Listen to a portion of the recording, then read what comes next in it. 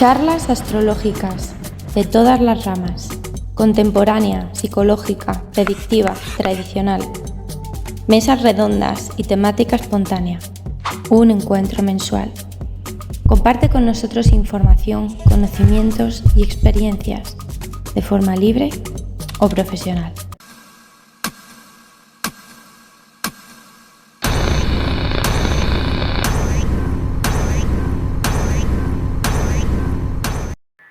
¿Qué tal, Armando? Vamos a Hola, hola. Bueno, Armando nos va a hablar de algo que siempre que tenemos que aprender. O sea, empezamos a estudiar cómo interpretar cartas, cómo analizarlas, etcétera, pero el método. ¿Qué método se debe de usar? Y él, como profesional de la astrología, que pasa consulta, pues nos va a explicar un poquito el método que él usa y el proceso que hace. ¿Vale? A ti. Pues nada, muchas gracias, Armando. Todo tuyo. Al contrario, gracias por la oportunidad. Bien, voy a tratar de ser breve porque, bueno, son 10 minutos o menos. Esta es la metodología que utilizo. Claro, siempre es perfectible y siempre hay algo por aprender de los demás, pero yo creo que esto es lo que hay que tener en cuenta en cada interpretación. Pero me parece que hay una lámina antes de esta. Ah, ya, ok. Miren. Primero, el registro exacto, porque algunas veces alguien nos habla de una hora cerrada, las 11 de la mañana, las 4 de la tarde, y en esos casos lo más recomendable es ir a la rectificación de la hora de nacimiento, porque generalmente no son horas exactas. Si se puede, bueno, lo hacemos. Si no, bueno, trabajamos con lo que tenemos, porque es un proceso largo y eso cuesta. Y no siempre los consultantes están dispuestos a pagar. Después, ya que tengo los datos, presento una imagen lo más clara posible en donde preciso puntos personales y planetas con grados y minutos de arco y considerando los orbes tradicionales. Después, una lista de aspectos que arroja el programa, ya no los hacemos a mano. Después las figuras de aspectos y luego una introducción. En la siguiente lámina podemos ver después el dispositor planetario, si existe, no en todos los casos se da, pero por cadena de dispositores podremos llegar a algún planeta que disponga de las energías de los demás planetas y de esto de alguna manera lo convierte en un planeta líder de alguna manera porque va a utilizar las energías de todos los demás para expresarse él mismo. El planeta regente del ascendente es fundamental porque ese punto es el que origina la estructura de la carta natal y todo el contenido va a estar en función de este punto. Importantísimo. Un planeta dominante siempre es importante, aquel que esté a menos de 10 grados de la cúspide de alguna de las casas angulares, 1, 10, 7 o 4, en ese orden, también va a ejercer una especie de liderazgo, una especie de comandante que dirige a los demás planetas. En algunos casos, bueno, normalmente el señor del año lo utilizo para cuando calculo la revolución solar, pero también en las cartas natales acostumbro a determinar cuál es el señor del año que se está viviendo en ese momento y que deja muy marcada la influencia en ese periodo y la forma en que va contactando a los demás planetas a lo largo del año. Después considero la configuración por patrón planetario. Vamos a ver más adelante algunas figuras que nos ilustran sobre esto.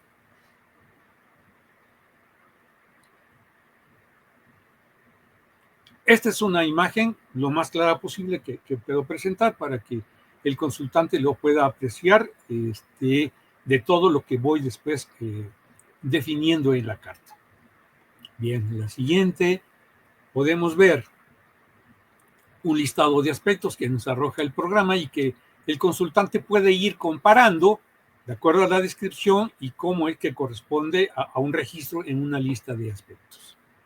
Bien.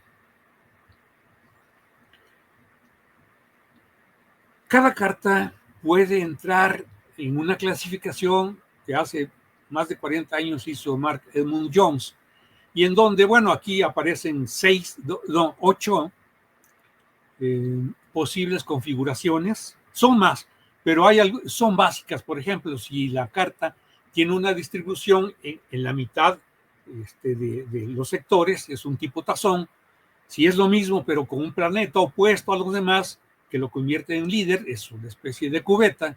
Si hay una salpicadura que lo hace a una persona con múltiples intereses, si hay 2 pares opuestos de grupos en donde la persona tiene dos ejes sobre los cuales se maneja, son muy importantes para ella, y entonces es importante tenerlo identificado, que pueden ser también un trípode, una agrupación en 3 grupos.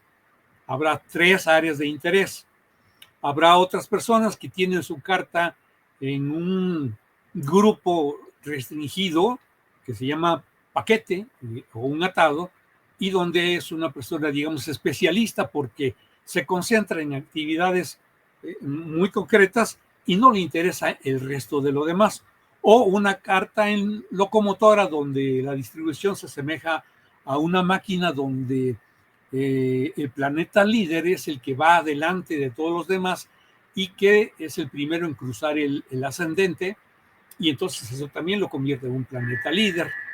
O puede ser un desplegado en donde no haya una distribución uniforme y la persona no se puede clasificar en alguno de los otros agrupaciones, y que incluso esto muchas veces hasta la persona disfruta de que no pueda ser clasificada en alguna determinada forma. Bien, más adelante les muestro otra distribución en donde se forman figuras de aspectos, que puede ser, por ejemplo, en la primera un gran trígono en donde 3 planetas se unen en forma armoniosa y que facilitan conseguir lo que la persona se propone.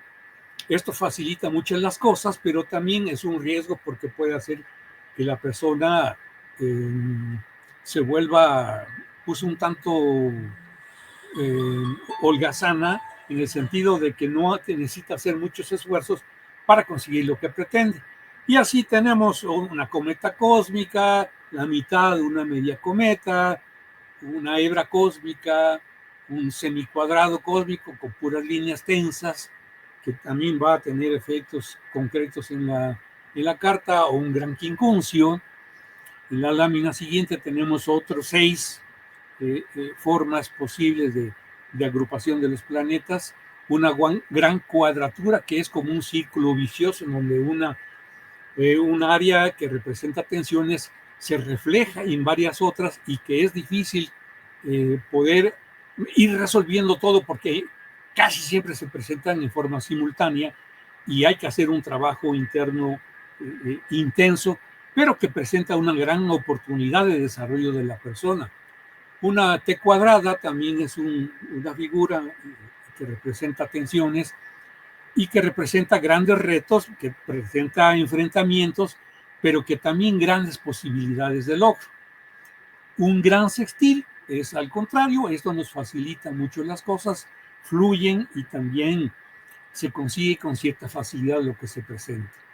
Un quincuncio cósmico menor tiene ambas energías y bueno, se puede trabajar porque hay una salida con ese sextil. El gran vaso cósmico también es una figura cerrada que contiene tanto aspectos tensos como armoniosos y que permite un desarrollo bastante notorio cuando la persona presenta esta figura en su carta. Es algo parecido a la siguiente, que es la vasija cósmica. Y en la siguiente lámina tenemos las 6 últimas posibles distribuciones que forman otras figuras. Un lacre cósmico, una especie de sobre, es una figura completamente cerrada que tiene grandes facilidades por los trígonos, pero también grandes tensiones por las oposiciones y por las cuadraturas. Es una carta siempre interesante cuando aparece esto en un análisis. El himeneo celeste, el aguijón celeste, el crampón celeste, el dedo de Dios, y el gran sextil cósmico, que es una carta que no es nada común, pero que tiene grandes retos y enormes posibilidades de desarrollo personal y también social. Bueno, después presento un cuadro resumen en donde se muestra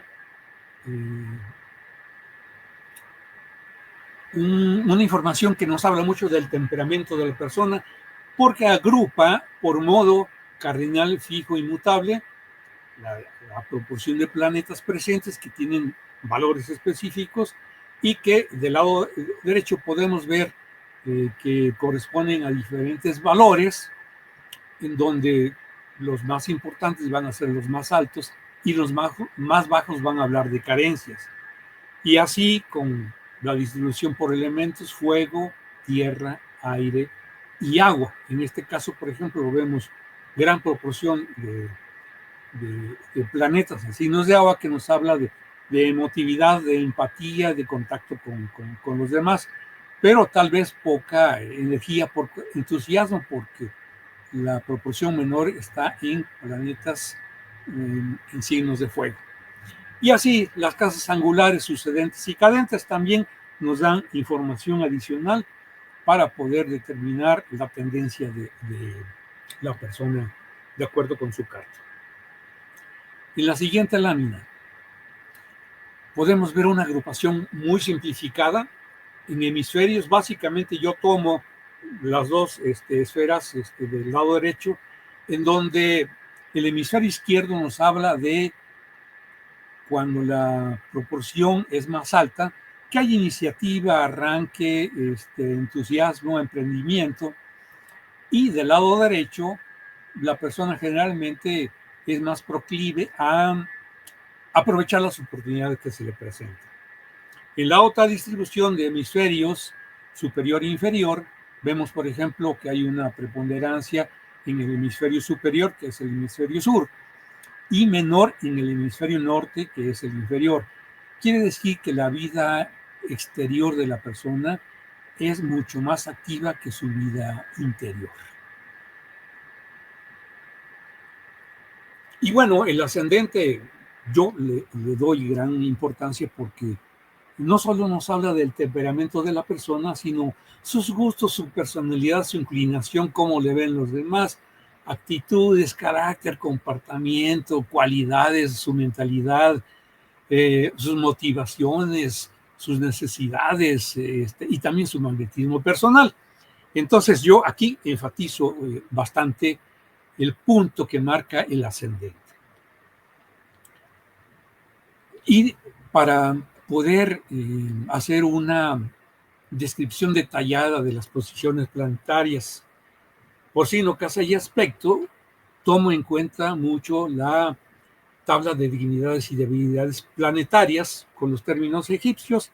Algunos toman los términos de Ptolomeo, yo me inclino a tomar los egipcios, y aquí básicamente encontramos los planetas distribuidos, por ejemplo, cuando están del lado izquierdo de la tabla, en donde empieza la regencia con los valores más altos, y se van corriendo y disminuyendo hacia el lado derecho hasta llegar a la caída.